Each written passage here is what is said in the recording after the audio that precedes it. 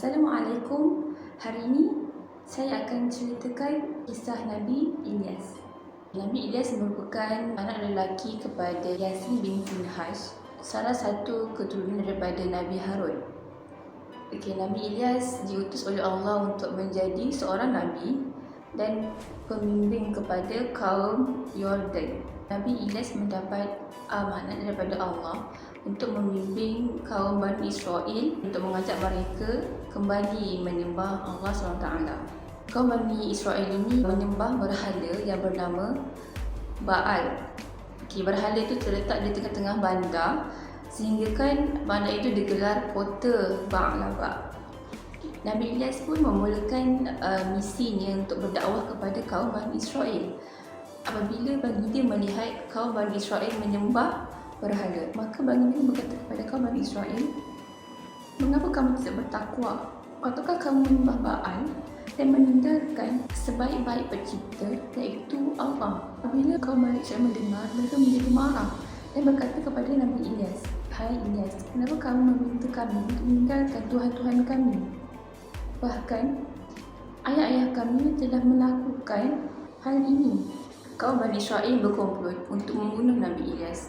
Mereka mengejar Nabi Ilyas hingga Nabi Ilyas terpaksa berpindah randah untuk menghilangkan jejaknya. Dalam pelariannya, Nabi Ilyas berjumpa sebuah rumah yang dihuni oleh keluarga yang sangat baik. Di dalam ahli keluarga itu ada seorang anak mereka yang sakit, iaitu Nabi Ilyas. Setelah Nabi Ilyas diusir oleh kaum Bani Israel dilanda kemarau selama 3 tahun. Mereka menderita kelaparan dan sehingga banyak kematian yang berlaku. Tanaman dan binatang-tanaman akhirnya mati disebabkan kemarau ini. Maka tokoh-tokoh masyarakat pun berkumpul untuk membincangkan hal ini. Salah seorang daripada kaum Bani Israel berkata, "Kita telah diingatkan oleh Nabi Ilyas tentang perkara ini, tapi kita tidak mengindahkannya. Maka apa yang kita lakukan untuk menyelesaikan masalah ini? Bahkan mengusirnya keluar daripada kota ini. Lalu apa yang harus kita buat agar kita terhindar daripada azab ini?" kata salah seorang daripada mereka. Lalu kaum Bani Israel pun keluar untuk mencari Nabi Ilyas. Setelah sekian lama mencari, akhirnya mereka berjumpa dengan Nabi Ilyas yang ditemani oleh Nabi Ilyas. Kaum Bani Israel memohon bantuan dari Nabi Ilyas untuk mengeluarkan mereka dari penderitaan akibat musim kemarau yang panjang. Mereka berjanji untuk beriman kepada Allah dan mentaatinya. Lalu mereka pun menghancurkan berhala-berhala yang terdapat di kota. Mendengar rintihan daripada kaumnya, Nabi Ilyas berasa sedih dan memohon kepada Allah agar menurunkan hujan, dan Allah pun memperkenankan doa Nabi Ilyas lalu menurunkan hujan. Tanaman pun mulai tumbuh dan binatang-ternakan pun dapat memakan hasil daripada tanaman itu. Dan kaum Bani Israel pun hidup dengan aman dan makmur. Namun beberapa tahun selepas itu, mereka kembali kepada kebiasaan mereka dan mengingkari perintah Allah. Akhirnya Nabi Ilyas berdoa kepada Allah agar menurunkan azab kepada kaum Bani Israel.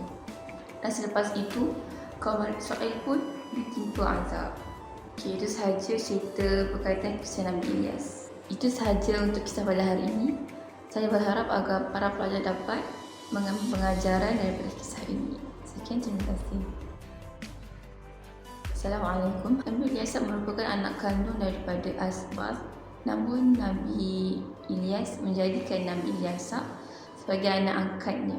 Kisah Nabi Ilyas berkait rapat dengan kisah Nabi Ilyas. Dalam beberapa riwayat pernah menceritakan ketika Nabi Ilyas melarikan diri daripada kaumnya, Nabi Ilyas bersembunyi di dalam rumah Nabi Ilyas. Pada ketika itu Nabi Ilyas tengah menderita penyakit. Melihat keadaan Nabi Ilyas yang tengah sakit, Nabi Ilyas pun memohon kepada Allah untuk memberikan kesembuhan kepada Nabi Ilyas. Setelah kejadian itu, Nabi Ilyas dan juga Nabi Ilyas menjadi sangat rapat, dan Nabi Ilyas juga sering mengajak Nabi Ilyas untuk berdakwah bersamanya. Setelah Nabi Ilyas wafat, kaum Bani Israel kembali menyekutukan Allah dengan menyembah berhala. Nabi Ilyas berusaha untuk membalikan kaumnya ke jalan yang benar. Nabi Ilyas sentiasa mengingatkan mereka tentang adanya hari akhir, syurga dan neraka. Dan Nabi Ilyas tidak berputus asa dan tetap gigih untuk mengajak kaum Bani Israel beriman kepada Allah. Nabi Ilyas pun meminta petunjuk daripada Allah. Lalu Allah menjawab permintaan Nabi Ilyas itu dengan penduduk di negeri Ba'laba diberikan bencana kekeringan. Nabi Ilyas kembali memperingatkan kaumnya agar segera bertaubat dan beriman kepada Allah, tetapi mereka tetap tidak mengindahkan ajakan Nabi Ilyas. Bencana kekeringan seperti saat masa Nabi Ilyas kembali datang. Penduduk menderita kehausan dan kelaparan.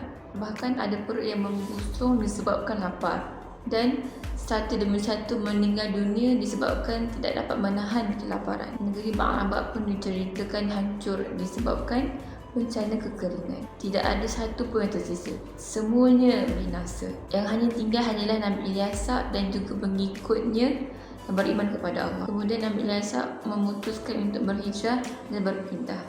Hikmah daripada kisah ini ialah kita sebagai manusia kena sentiasa bersyukur dengan apa yang telah diberikan oleh Allah, dan jangan sampai kita melupakan apa yang telah diberikan oleh Allah, yang membuatkan kita menjadi seorang yang sombong dan melupakan Allah.